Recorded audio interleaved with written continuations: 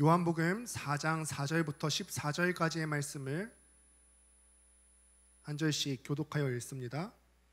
사마리아를 통과하여야 하겠는지라.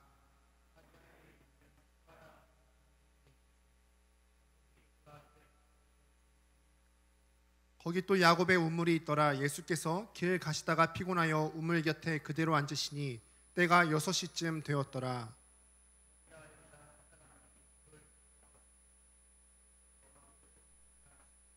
이는 제자들이 먹을 것을 사러 그 동네에 들어갔음이로라.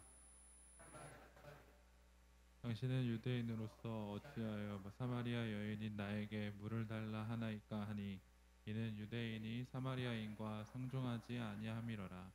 예수께서 대답하여 이르시되 네가 만일 하나님의 선물과 또 내게 물 좀 달라 하는 이가 누구인 줄 알았더라면 내가 그에게 구하였을 것이요 그가 생수를 내게 주었으리라. 여자가 이르되 주여 물 기를 그릇도 없고 이 우물은 깊은데 어디서 당신이 그 생수를 얻겠사옵나이까.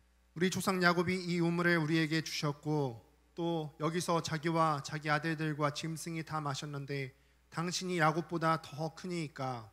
예수께서 대답하여 이르시되 이 물을 마시는 자마다 다시 목마르려니와. 함께 읽습니다. 내가 주는 물을 마시는 자는 영원히 목마르지 아니하리니 내가 주는 물은 그 속에서 영생하도록 솟아나는 샘물이 되리라. 아멘. 오늘은 나를 찾아오신 예수라는 제목으로 하나님 말씀 증거하도록 하겠습니다. 참 오늘 오랜만에 보는 지체들도 있고 많은 분들이 또 함께 예배하게 되어서 참 기쁘고 또 즐겁습니다. 사람들이 나이를 먹으면서 깨닫게 되는 것이 하나가 있다고 합니다. 여러분들도 이제 점점 나이를 먹어가고 있잖아요. 제가 신방을 하는데 이제는 24살, 25살도 저를 만나면은 목사님 저 이제 늙었어요 그러더라고요. 네, 여기 앞에 계신 30대 분들이 이제 웃으시는데요. 네, 점점 늙어가면서 뭘 알아가고 있죠 우리가. 나이를 1살, 2살 먹어가면서 점점 알아가는 것이 뭐냐면 인간관계라는 것이 정말로 우리가 시간이 흘러갈수록 익숙해지고 노련해지는 것이 아니라 이것만큼 어려운 것이 없다라는 사실이 깨달아집니다. 또 우리가 점점 이제 학창 시절을 끝나고 나면 사회생활을 여러분들이 다 하게 될 텐데 사회생활을 하면서 깨닫는 것이 뭐냐면 사람이 가장 무섭다라고 하죠. 사람이 가장 무서워요.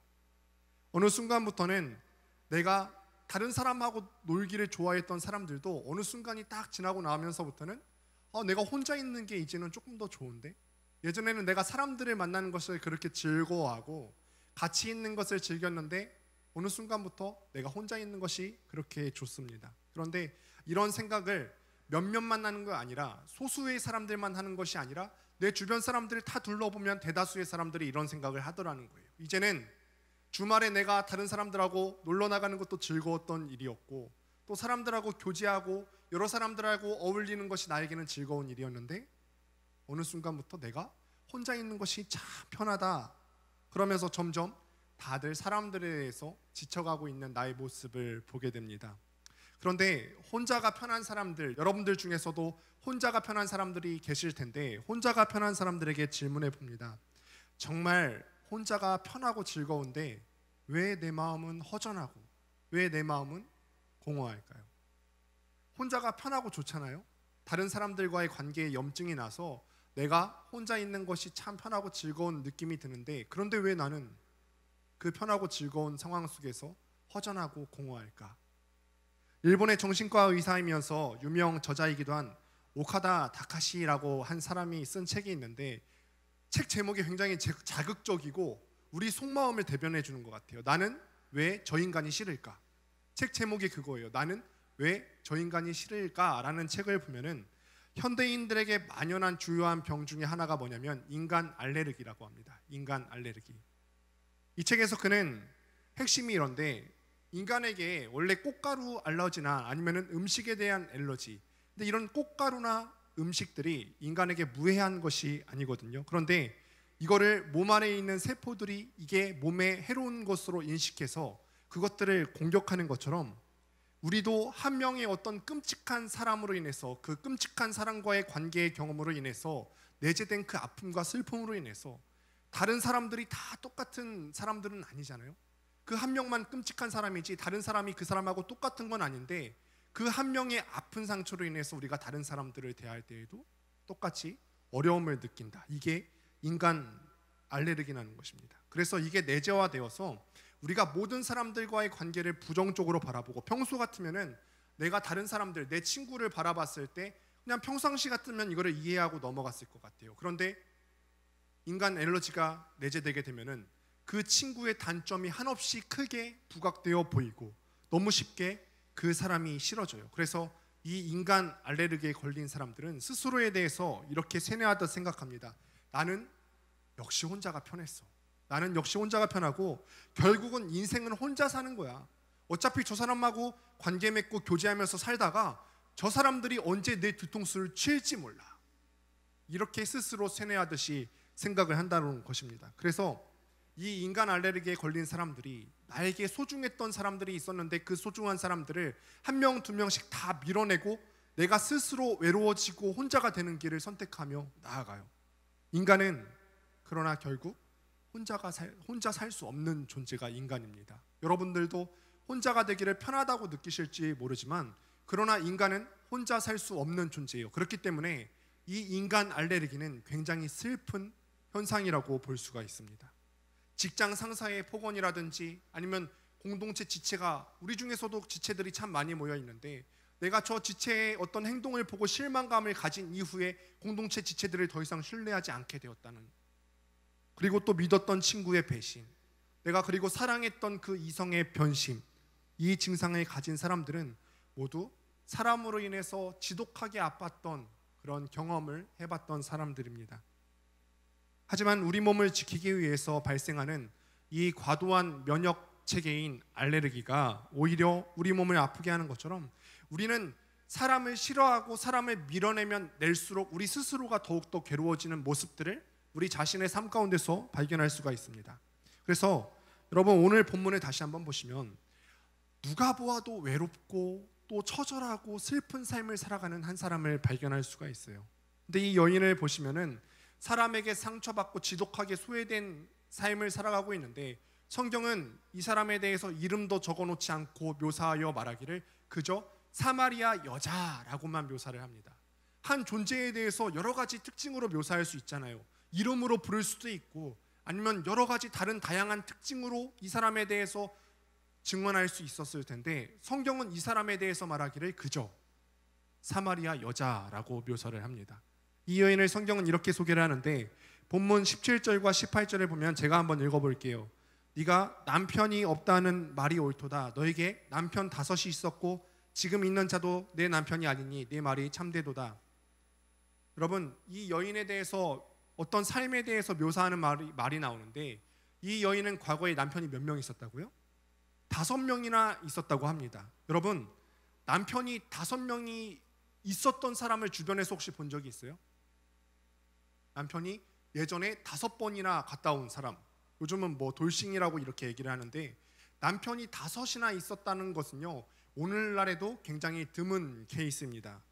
이 여인에 대한 소개를 우리가 이렇게 글로 대할 때 이 여인이 그저 다른 지난 시간 가운데 남편이 5이나 있었구나 라고 생각했을 때는 아무런 감흥이 들지 않아요.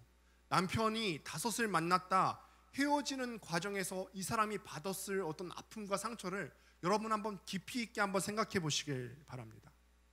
이 사람이 남편을 5명이나 만났다가 헤어지는 과정에서 받았을 상처, 이 여인의 마음이 어땠을 것 같아요? 여러분 이혼을 한 번 한다 하는 것도 이게 쉽게 되는 게 아니잖아요. 지독하게 치열하고 또 갈등하고 견디다가 헤어지는 것이 이혼인데 이런 과정을 이 여인은 5번이나 했다는 거예요. 그러니 이 여인의 마음이 보통 마음이었겠어요? 뭉그러졌겠죠. 완전히 불행한 인생 아니겠습니까? 심지어는 지금 함께 있는 남자에 대해서 말하기를 지금 함께 있는 남자는 남편도 아니래요. 이 사람과는 결혼하지 않았습니다. 왜 이 사람과 결혼하지 않았을까? 혹여는 5번의 이 남편을 만나는 과정 가운데 난 이제 남자한테는 학을 뗐어. 이제는 다시는 결혼하지 않아야겠다. 그 아픔 때문에 사람을 못 믿게 되어서일까요? 6번째, 이 남자와 결혼하지 않은 정확한 이유는 알 수 없습니다. 하지만 분명한 사실이 무엇이냐면 6번째 만난 이 남자는 결혼을 하지 않았기 때문에 남편으로서 이 여자에게 대하여 져야 될 어떤 책임이나 의무가 없다는 거예요. 내가 결혼 관계로 묶여 있는 게 아니기 때문에 이 사마리아 여자에 대해서 어떤 책임을 져야 할 의무가 없다는 거예요. 그러면 이 상황 가운데 사마리아 여자가 할 수 있는 생각이 뭐냐? 혹여나 이 사람도 나를 떠나면 어쩌지? 어떤 나의 허물이나 나의 결함 때문에 이 사람도 나를 떠나면 어떡하지? 내 미래, 내 앞날은 그럼 또 어떡하게 되는 거지? 또 외롭겠구나. 또 지독하게 처절하겠구나. 지금도 지치고 힘들고 외롭고 사람들의 시선 때문에 내가 5번이나 이혼한 것 때문에 힘들고 외로운데 지금 내 옆에 있는 사람, 나랑 살 부대끼며 사는 가장 가까운 사람조차도 사실은 엄밀하게 말하면 내가 맘 편하게 기댈 수가 없는 사람이에요. 단 한 명도 내가 기댈 수가 있는 사람이 없어요. 심지어 주변에 있는 그 누구도 이 여인하고 어울리려고 하지 않습니다. 친구가 없습니다. 본문을 자세히 한번 보십시오. 여인이 예수님과 만났던 시간에 대해서 기록을 하는데 6절 말씀을 함께 보도록 하겠습니다. 함께 6절 말씀 읽습니다. 시작. 예수께서 거기 또 야곱의 우물이 있더라. 예수께서 길 가시다가 피곤하여 우물 곁에 그대로 앉으시니 때가 6시쯤 되었더라.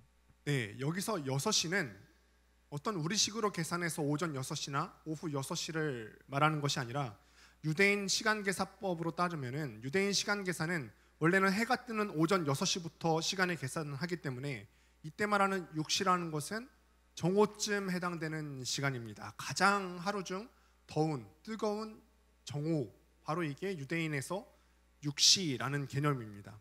근데 왜 여러분 하필 광야에서 가장 더운 그 6시에 이 여인이 물을 뜰어 나왔을까요?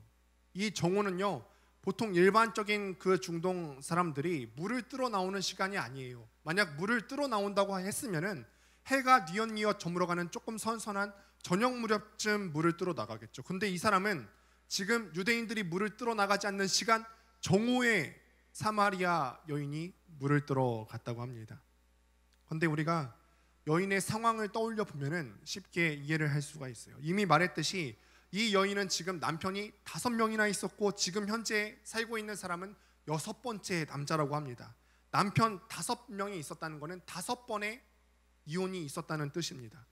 근데 오늘날에도 아까도 얘기했지만 사람들의 인식이 많이 바뀌었다고는 하지만 여전히 이혼에 대한 사람들의 따가운 시선이 있지 않습니까? 그래서 고대 근동 이스라엘 지역에서도 이것보다 더하면 됐지. 이 사람들을 바라볼 때, 이 사마리아 여자를 바라봤을 때 더한 시선으로 바라봤으면 바라봤지 덜하지 않을 것이라는 겁니다. 그래서 사람들이 수근거렸을 거예요. 더군다나 이 사람들의 악한 습성을 생각해 보면은 원래 팩트보다 더 심하게 부풀려서 소문을 내곤 하잖아요. 여러분도 그렇죠. 어떤 소문을 들었을 때 원래 사실보다 더 크게 부풀려진 사실을 여러분들이 아마 들어본 경험이 있을 겁니다. 사람들이 이렇게 수군거렸을 거예요. 야, 저 사마리아 여자가 그 전에 남편이 5이나 뒀었대. 그런데 다 이혼했대. 1명도 아니고 2명도 아니고 5명이나 남편을 뒀다가 이혼했으면 이 정도 됐으면은 남자들이 아니라 저 여자한테 뭔가 문제가 있는 거 아닐까? 이렇게 수군거렸을 수도 있겠죠. 성경 본문에 물론 이러한 내용에 대한 구절이 기록된 건 아니지만 우리가 사람들의 악한 본성을 생각해 봤을 때 충분히 이렇게 수군거렸을 법합니다. 여러분, 많은 사람들이 여러분에 대해서 수군거리는 걸 들어본 적 있어요? 만약에 다른 사람들이, 나 빼고 다른 사람들이 나를 흘깃흘깃 바라보면서 막 놀린다고 한번 생각을 해보세요. 나만 모르게 나에 대해서 막 비방한다 생각해 보세요. 야, 쟤는 왜 이렇게 못생겼대? 못생긴 거는 이제 뭐 그렇게 뭐 인정할 만하죠. 네. 뭐 그거 외에도 내가 참 아파하는 사실에 대해서 다른 사람들이 수군거린다고 한번 생각을 해보세요. 여러분, 이게 편한 상황은 절대 아닐 겁니다. 여러분들도 그런 경험이 아마 있을 수도 있을 거예요. 내가 저지르지도 않은 일에 대해서도 더하여서 과장되어서 사람들이 나를 비난하고 나 몰래 수군거립니다. 그럼요, 여러분들 사람들 믿을 수 있겠어요? 나 말고 다른 사람들이 수군거린다, 그리고 그 사실에 대해서 내가 한 번이라도 발각한 적이 있으면 여러분 다른 사람에 대해서 마음 열 수 있겠어요? 저 같았으면 그러지 않을 것 같아요. 여러분 만약에 저에 대해서 수근거리다 걸리면 저는 마음 닫을 것 같아요. 저 같아도 그럴 것 같아요. 나에 대해서 수근거리다가 내가 그 사실을 알게 되면 사람에 대해서 마음을 쉽게 열 수가 없을 것 같아요. 그러니 이 사마리아 여인이 아무도 나오지 않는 그 뜨거운 정오 시간에 우물에 나온 이유를 아시겠습니까? 그리고 그 사마리아 여인이 가졌을 그 심정에 대해서 여러분 이해가 가십니까? 우리가 일반적으로 생각하는 그냥 좀 심심하다, 좀 외롭다, 이 정도의 외로움과 고독이 아닐 겁니다. 이웃에 있는 모든 사람들, 그 동네에 있는 모든 사람들이 나에 대해서 손가락질하고 수근거려요. 그래도 만약에 우리가 다른 사람들이 이 공동체에서 나를 다 수근거리더라도 집에 가서 따뜻하게 나를 맞아줄 가족이 있다면 참 좋겠죠. 우리 세존이가 또 이제 결혼을 하게 되는데 모두가 세존이에 대해서 수근거려도 집에 갔을 때 따뜻하게 맞아줄 현진이가 있다면 되겠죠. 그런데 이 사마리아 여인은 그렇지 않더라는 거예요. 그렇지 않더라는 거예요. 집에 가서도 이 여섯 번째 남자는 결혼에 대한 구속이 없기 때문에 언제든지 나를 떠날 수 있는 사람이에요. 그러니 그 여섯 번째 남자는 지금은 잠깐 나에게 잘해줄지 몰라도 언제든지 나를 버리고 떠날 수 있는 사람인데 집에 간들 내가 마음 편히 쉴 수 있겠습니까? 이 고독하고 지친 한 영혼을 향하여서 지금 오늘 본문 가운데 누군가가 찾아옵니다. 누군가, 바로 예수님이십니다. 함께 4절 말씀을 읽어보도록 하겠습니다. 4절 말씀 함께 읽습니다. 시작. 사마리아를 통과하여야 하겠는지라. 영어도 함께 읽습니다. 시작. Now he had go through Samaria. 네, 전도사님. 네. 사마리아는 분명하게 들으셨죠, 그렇죠? 네. 이게 NIV 성경으로 같이 풀어 쓴 건데요. 보면은 now he had to 그러죠. 이 had to라는 거는 해야만 한다라는 의무를 가진 거예요. 예수께서요 예루살렘에서 북쪽 갈릴리에 있는 지방으로 갈 예정이에요. 그런데 본문을 보니까 영어 성경으로 보니까 이 사마리아 땅이 가운데에 있는데 이 남쪽에 있는 예루살렘에서 북쪽에 있는 갈릴리로 갈 때 중간에 사마리아 땅이 있거든요. 그런데 이거를 반드시 지나가야 될 당위성이 있다는 거예요. 사마리아 땅을 지나가야 될 당위성. 다른 길도 많이 있는데 예수님께서는 꼭 사마리아 땅을 had to go, 가야만 하는 이 목적이 있다는 것입니다. 영어 성경에서도 must, had to라고 강조합니다.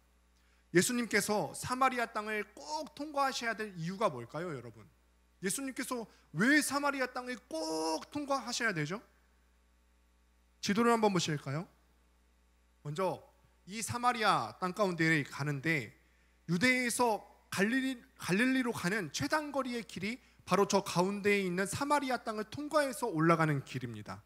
그런데 이것은요 당시 시대적인 배경에 비추어 봤을 때 합당한 방법이 절대 아닙니다. 가능한 일이 아니에요. 이거를 이해하기 위해서는 이스라엘의 배경을, 역사를 여러분들이 잠깐 들어야 될 필요가 있는데 원래는 이스라엘은 한 나라였죠. 사울이 왕정 국가로 시작하고 난 다음에 다윗과 솔로몬대로 이어질 때까지 남유다와 북이스라엘은 갈라진 나라가 아니라 하나의 나라였어요. 그러다가 솔로몬이 끝나고 나서 그 아들 로보암 때에 이르러서 나라가 두 동강이 나요. 남유다 땅과 북이스라엘로 나라가 갈려지게 됩니다.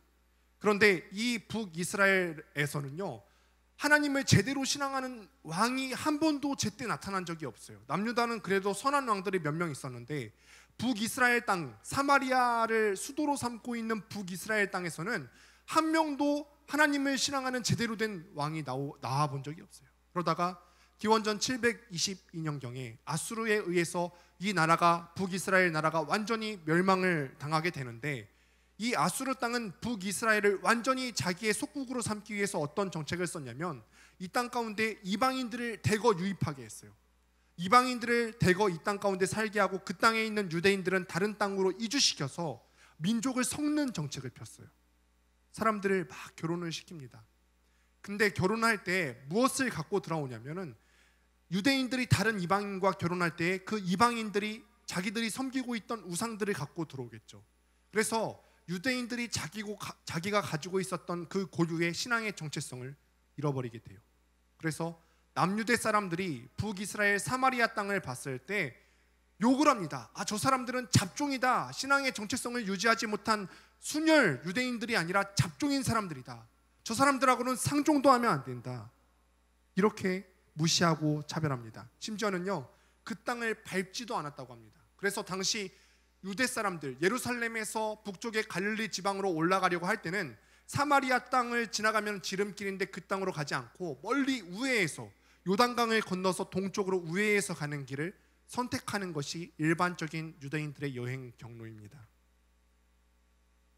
그렇다면 예수님께서 그 사마리아 땅을 꼭 지나가셔야 되는 이유가 그 길이 최단거리여서가 아니라면 다른 이유가 뭐가 있을까요? 원래는 유다인들이 통상적인 방법으로 사마리아를 갈 때 그 길을 가는 게 헤르트, 머스트에서 가야 할 길이 아니래요. 원래는 돌아가야 되는 길이에요. 그럼에도 불구하고 이 모든 관례를 깨트리고 예수님께서 사마리아를 지나가셔야 되는 당위성이 뭘까요? 그 일이 하나님의 뜻이기 때문에 그렇습니다. 예수님께서 이 사마리아를 통과하시면서 꼭 하셔야 될 일이 있기 때문에 그래요. 그 일이 바로 오늘 본문에 나오는 이 사마리아 여인을 만나는 일. 지독한 외로움과 고통 가운데 몸부림치고 있는, 단 한 사람도 이 사람이 편하게 기댈 사람이 없는 그 사마리아 여인 이 한 명을 만나는 일. 그것이 예수님께서 사마리아 땅을 꼭 지나가야 되는 당위성이라는 것입니다. 안 그래도 요한복음 4장 1절을 보면은 예수님이 지금 바리새인들 가운데 눈총을 받고 있어요. 눈치를 보는 건 아니지만 눈총을 받고 있어서 언제든지 이 유대인들의 핍박을 받을 수 있고 공격을 받을 수 있는 상황에서 사마리아 땅을 만약에 지나가겠다고 한다면 그들이 그거를 구실 삼아서 예수님을 공격할 수도 있을 겁니다. 그러나 예수님께서는요, 이런 자신의 모든 신변의 위험을 다 감수하고 나서 그 한 영혼을 위해서 친히 그 저주의 땅으로, 누구도 바라봐주지 않는 그 사마리아 땅으로 지나가신다는 겁니다.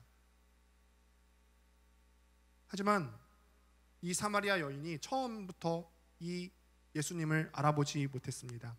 이분이 자신의 인생을 바꿀 만한 능력이 있는 분인 줄 몰랐어요. 그리고 그 능력이 있으신 분이 유대인의 신분으로 자기 한 사람 때문에 사마리아 땅으로 들어올 줄은 생각도 못했습니다. 그래서 9절에 보면은 이렇게 묻죠.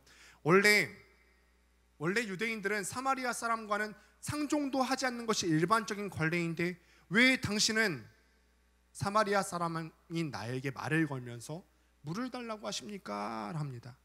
그러자 이 여인의 모든 것을 이미 알고 계시는 주님께서 자신이 누구인지에 대한 힌트를 계속해서 주십니다. 첫 번째 힌트는 10절입니다. 10절 함께 읽어보도록 하겠습니다. 함께 읽습니다. 시작. 예수께서 대답하여 이르시되 내가 만일 하나님의 선물과 또 내게 물 좀 달라 하는 이가 누구인 줄 알았더라면 내가 그에게 구하였을 것이요 그가 생수를 내게 주었으리라. 여기에서 생수는요, 성령님을 의미하는 단어입니다. 한마디로 예수님은 이 여인에게 뭘 줄 수 있냐면 성령을 주실 수 있는 분이라는 거예요. 성령을 주신다. 근데 여러분, 성령이 하시는 역할이 무엇이냐면 오늘 본문에 앞서서 요한복음 3장 5절을 보면은 성령이 아니고서는 사람이 하나님의 나라에 갈 수 없다고 얘기해요. 그러니까 성령이 하시는 역할이 뭐냐면 사람이 구원받게 하는 거예요. 사람이 구원받게 하는 거. 그런데 예수님께서 성령을 사람에게 줄 수 있다고 하는 말을 해석하면 어떻게 되냐? 내가 너를 구원해 줄 수 있는 사람이다 라는 거예요. 사마리아 여인에게 지금 그 얘기하는 거예요. 내가 너를 구할 수 있는 사람이다. 네 처지를 한번 생각해 볼래? 네 지금 딱한 처지 가운데서 너 지금 솟아날 구멍 없지. 지금 5명이나 남편이 있었는데, 그리고 지금 6번째에 있는 남편도 너를 채워줄 수 없는 그런 상황인데, 네가 지금 의지할 곳이 없는 상황인데, 네가 지금 어려운 상황 가운데 있는데 너 이거 헤쳐나올 수 없지. 그런데 나는 할 수 있어. 나는 너를 구할 수 있어. 우리도 똑같지 않습니까? 여러분 상황 둘러싸고 있는 것들이 있죠. 어떤 사람들은 이 주변에 둘러싼 상황을 보면서 빠져나올 수가 없어요. 와, 내 주변에 있는 이 처한 상황 가운데서 내가 힘들고 어려운데 나 이거 진짜 못 빠져나오겠어요. 어떻게 해야 될지 모르겠어요. 어쩌면 이 자리에 나온 사람들 가운데 어떻게 해야 할 줄 몰라서 이 예배의 자리 가운데 지푸라기라도 잡는 심정으로 나온 사람이 있을런지 모릅니다. 이런 사람들을 향하여서, 이 사마리아 한 영혼을 향하여서 주님께서 말씀하시기를 내가 구할 수 있다. 내가 너를 구할 수 있다. 다른 어떤 걸로도, 내 스스로도 안 되고 다른 어떤 사람의 힘으로도 안 됐던 그 구원의 방법, 탈출의 방법 너는 못했는데 내가 그거 줄 수 있어 말씀하시는 겁니다. 그러자 이 여인이 이렇게 묻습니다. 당신이 그렇게 대단한 사람이면은 우리 조상 야곱보다 대단합니까? 이렇게 말하죠. 우리 조상 야곱보다 대단합니까? 지금 이 사람에게 있어서 최고의 사람이 누구냐면 야곱입니다. 이 사람에게는 야곱이 대단한 사람입니다. 지금 본문 6절에 보시면은 예수님과 여인이 만나는 장소가 야곱의 우물이라고 하죠. 야곱의 우물. 이때는요 이미 야곱이 죽은 지 수백 년이 지난 시점의 일입니다. 그런데도 아직까지 그 수백 년이 지났음에도 불구하고 이 우물을 얼마나 깊게 팠는지 야곱의 우물이 남아있다는 거예요. 야곱이 참 대단한 사람이죠. 그 물이 수백 년이 지나도록 마르지 않고 야곱의 샘물이 샘솟고 있다는 것입니다. 지금까지도 야곱의 우물이 남아있는데 그 깊이가 20m에서 30m 정도 된다고 합니다. 이 여인의 입장에서는 아주 오래전에 우물을 파서 그 우물을 통하여서 후손과 가족들을 먹여 살렸던 이 야곱이 대단한 인물입니다. 그래서 예수님을 보았을 때 예수님이 자기 스스로 이 구원을 줄 수 있다고 말했을 때 야곱과 비교하면서 당신이 그렇게 대단한 사람이냐고 질문하는 것입니다. 예수님께서는요 그래서 믿지 못하는 여인에게 다시 한번 자기 자신에 대한 두 번째 힌트를 주시는데 13절과 14절입니다. 함께 읽어보겠습니다. 시작. 예수께서 대답하여 이르시되 이 물을 마시는 자마다 다시 목마르려니와 내가 주는 물을 마시는 자는 영원히 목마르지 아니하리니 내가 주는 물은 그 속에서 영생하도록 솟아나는 샘물이 되리라. 이 말 바꿔 말하면 이렇게 됩니다. 이 우물 세상적인 방법으로 그거 잠깐 해결해도 다시 목마르고 다시 힘들지 않니? 그런데 내가 너한테 주는 물, 내가 너희에게 베푸는 그 구원, 내가 너를 건져주는 그 건지심은 그 정도께 아니야. 그 정도께 아니라는 거예요. 내가 줄 수 있는 물은 마셨다가 다시 갈증이 일어나는 물을 말하는 것이 아니라 네 비참한 존재 그 자체를 변화시킬 수 있는 능력의 물이야. 우리에게도 동일한 말씀 주시는 거죠. 여러분들 주변에 있는 그 고난과 어려움이 있을 수 있다고 했잖아요. 그런데 잠시 잠깐 그 고난과 어려움을 우리 인간적인 노력으로 풀 수는 있지만 다시 또 찾아오잖아요. 그런데 주님께서는 비참한 우리 그 존재에게 말씀하시기를 잠시 잠깐 방법을 우리에게 허용하시는 것이 아니라 영원히 우리 존재 자체를 바꾸실 수 있는 분임을 말씀하십니다. 그러자 이 말의 참된 의미를 모르는 여인이 반신반의하는 표정으로 예수님께 말합니다. 아이 그러면은 그 물을 저한테 주셔서 내가 목마르지도 않게 해주시고 제가 굳이 여기 물 기르러 오지도 않게 해주세요. 계속 예수님이 하시는 말에 대해서 이해하지 못하고 있어요.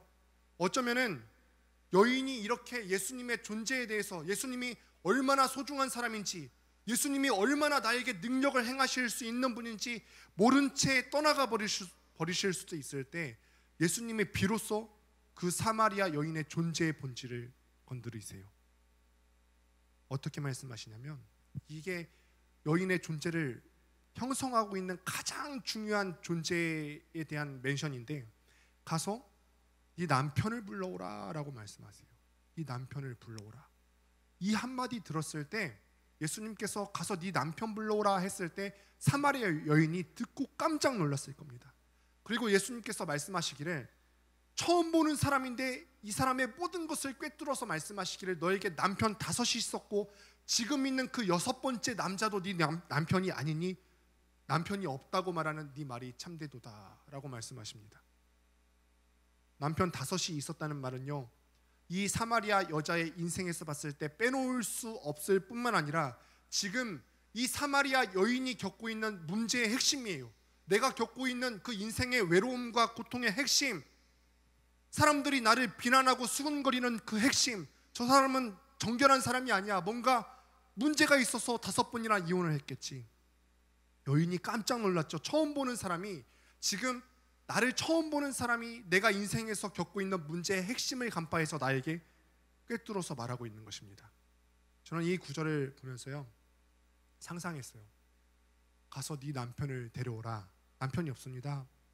그러면 네 말이 맞다.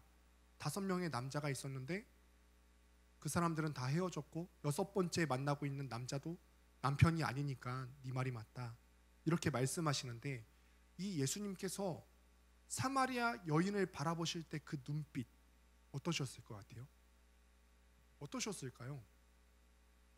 다른 사마리아 사람들이 이 여인을 향하여서 비난하고 수군거리는 것처럼 곁눈질하고 째려보고 멸시하고 천대하는 눈빛으로 바라보면서 똑같이 이 여인을 대하셨을까요? 야, 내가 다 아는데 너 5번이나 이혼했다며? 내가 다 아는데 이렇게 째려보셨을까요? 여러분이 알고 제가 아는 예수님은요, 이런 분이 아니실 거예요. 세상 그 누구도 없는 따뜻한 눈빛으로 이 한 여인을 바라보지 않으셨을까? 그런 차가운 시선으로 바라보지 않고 세상 그 어느 누구보다 따뜻한 눈빛으로 이 사마리아 여인을 바라보지 않으셨을까요?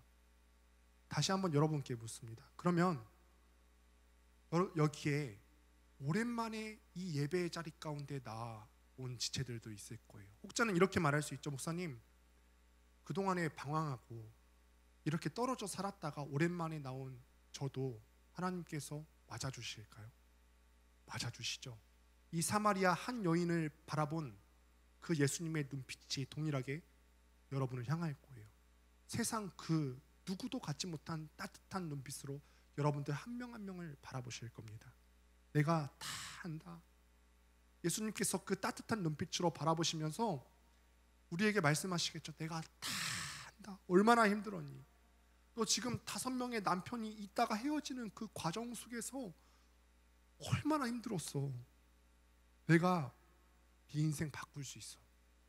내가 너한테 생수 줄 수 있고 구할 수 있어. 그러니까 이제 그만 그 방황하는 거 멈추고 내가 너한테 주는 생수를 받아들이지 않겠니? 나한테 와서 좀 기대지 않겠니? 이쯤 되면 이제 다 믿어주지 않겠니? 간절하게 말씀하시는 거예요. 이때에서야 이제 이 여인이 이 유대인 남자가 보통 인물이 아니라는 것을 눈치챕니다. 그러나 아직도 자기 앞에 있는 이 예수 그리스도를 바라볼 때 이분이 메시아인 줄은 모르고 선지자 정도로만 생각을 합니다. 사실 한 사람을 선지자 정도로만 생각해도 굉장한 거죠. 선지자가 이 유대 사회에서 얼마나 굉장한 직책입니까? 그래서 그 굉장한 사람 앞에 여인도 자신의 본심을 털어놓기 시작하는데 다음에 이어지는 20절부터 24절의 내용입니다. 20절부터 24절의 내용을 보시면은 예배에 대한 내용으로 이어집니다. 예배, 어찌 보면 굉장히 뜬금없죠. 자기 신상에 대한 문제, 자기가 겪고 있는 어려움에 대한 문제를 이야기하다가 20절부터는 갑자기 주제가 예배로 바뀌어서 들어갑니다. 남편에 대한 이야기를 하다 왜 갑자기 예배로 화제가 전환이 됩니까? 예배의 본질에 대해서 우리가 생각을 해보면 금세 이해를 할 수가 있는데 이 여인이 자신의 존재를 꿰뚫어 볼 수 있는 그 사람을 만나서 그가 선지자라고 생각을 합니다. 그래서 그 앞에 자기의 속마음을 터놓는 거예요. 나도 예배드리고 싶어요. 예배는 하나님과 만나는 자리고 내가 하나님을 만나게 되면 내 인생이 바뀔 수 있다는 거 나도 아는데 내 처지가 이렇게 비관적인 처지에 있고 내가 그래요, 당신 말이 맞아요. 내가 5 남자를 만났고 6번째 남자도 나에게 만족을 주지 못하는 이 비관적인 처지, 예배를 통해서 이 처지를 바꾸고 싶어요. 예배드리고 싶어요. 예배의 본질로 끌고 들어가요. 자기의 비참한 인생, 고통받는 인생 바꾸고 변화되고 싶다는 갈망을 드러내는 것입니다. 그런데 문제가 있죠. 20절에 보면은 이렇게 기록합니다. 20절을 한번 함께 읽어보도록 하겠습니다. 함께 읽습니다. 시작. 우리 조상들은 이 산에서 예배하였는데 당신들의 말은 예배할 곳이 예루살렘에 있다 하더이다. 내가 예배를 통해서 하나님을 만나고 변화되고 싶은데 당신들, 그러니까 이 사람은 아직도 예수님을 유대인하고 한 무리로 엮어서 생각하고 있는데 당신네 유대인들의 말은 예배는 예루살렘에서만 드릴 수 있다고 합니다 라고 그래요. 예루살렘에서만. 그런데 사마리아 여자인 내가 어떻게 예루살렘에 가서 예배를 드릴 수 있습니까? 울부짖는 심정으로 말하는 거예요. 나도 예루살렘에 가서 예배를 드리고 싶은데 사마리아 사람인 내가 어떻게 예루살렘에 가서 예배를 드립니까? 그러자 예수께서 참된 예배에 대해서 설명을 하시는데 24절 말씀에 이렇게 기록합니다. 하나님은 영이시니 예배하는 자가 자기 영과 진리로 예배할지니라. 하나님은 영이시니 예배하는 자가 영과 진리로 예배할지니라.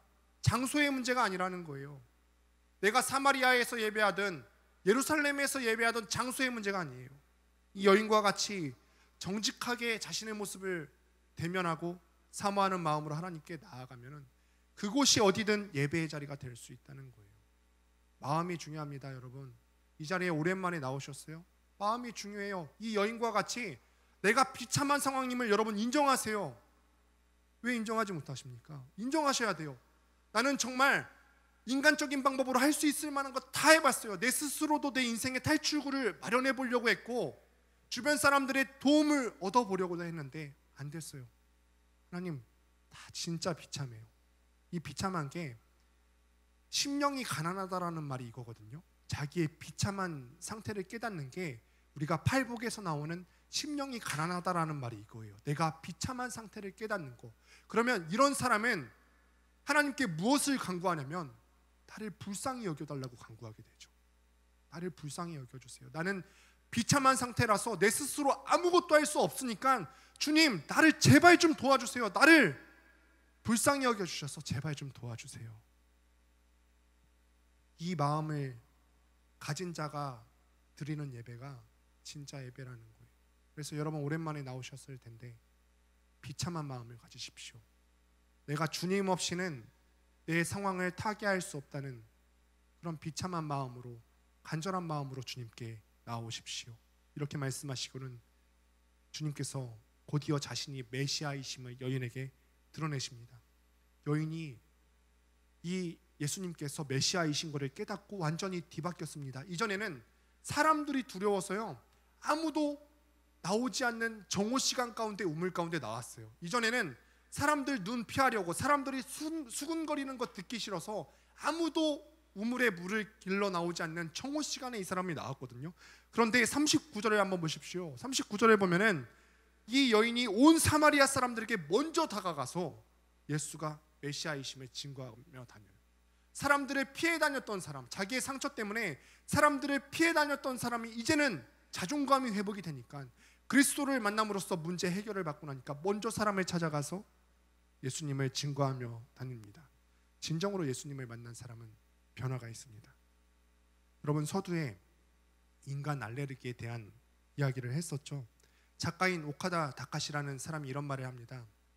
알레르기를 치료하는 유일한 방법이 같은 성분의 알레르기를 신체에 주입하는 것처럼 사람 때문에 받은 상처는 사람으로만 치료할 수 있습니다. 여러분들 가운데서도 관계 가운데 마음이 다치신 분들이 있습니까? 오늘 이 자리에 나와서 또 이 시간에 이후에 마을 모임과 소그룹을 진행하실 터인데 공동체에서 여러분들의 관계에 대한 상처를 치유받는 시간 되길 바랍니다. 그리고 사마리아 여자가 이 인간의 몸을 입고 오신 예수님을 만나고 완전히 이 치유된 사건을 바라보시면서 이 한 번의 예배가 단회성으로 끝나는 것이 아니라 내가 정말 예수님을 깊이 알아가기로 사모할 수 있는 시간 되기를. 그래서 이 한 번의 예배로 여러분들의 예배의 자리가 그치는 것이 아니라 더욱더 사모하고 갈망하면서 다음 예배의 자리로 계속해서 이어지기를 주님의 이름으로 축원합니다. 예수님께서 다시 한번 여러분들 마음의 문을 놓고 하십니다.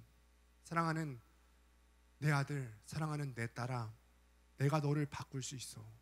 내가 너를 바꿀 수 있단다. 나한테 기대지 않겠니? 나한테 마음 문을 열어주지 않겠니? 오늘 이 시간에 모인 여러분들에게 하시는 주님의 말씀이신 줄을 믿으시기를 바랍니다. 이 시간에 다 같이 일어나셔서 우리에게 구원